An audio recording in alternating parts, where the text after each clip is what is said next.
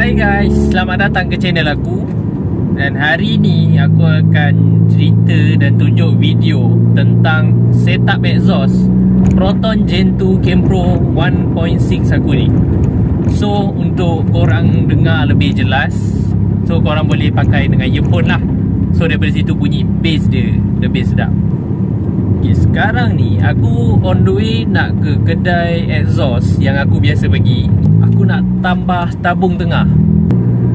So setup aku sekarang ni, daripada extractor depan straight pipe sampai belakang aku pakai tabung JS Racing. Sekarang ni bagi aku okey, tapi agak kurang menyenangkan bila tengah cruising, RPM tengah maintain 2000, 3000, tapi bunyi dia agak koyak sikit. Dia kira lebih kurang macam kalau budak-budak Honda ni, dia punya koyak tu apabila VTEC tu buka. Tapi daripada enjin Campro ni pula, RPM 3 dah start koyak. So itu yang aku nak cuba kurangkan dengan tambah tabung tengah.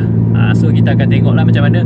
Sekejap lagi aku akan buat satu video di mana bunyi dia setup aku sekarang ni, spec track, dan juga selepas aku pasang tabung tengah. So saksikan. So tabung yang aku nak pasang sekarang ni jenis half twister. So boleh tengok belah sini separuh berbentuk bulat biasa, sarang dalam dia sarang biasa.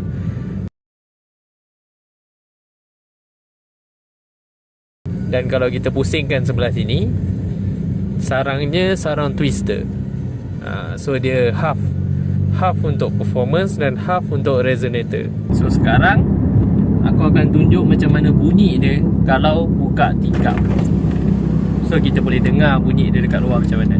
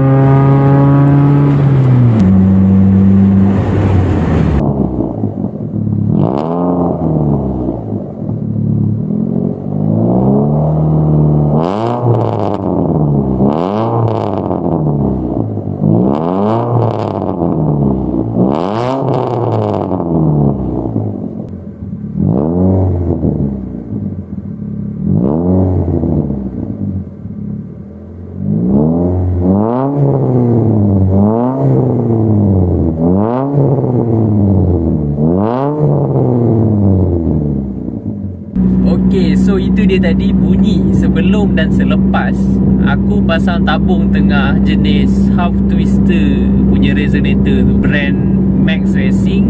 Kalau tak silap nama dia adalah Resonator Cyclone. Okay, so pada pendapat aku sangat memuaskan. Daripada segi bunyi memang jauh sangat beza dia daripada bunyi yang pecah tu.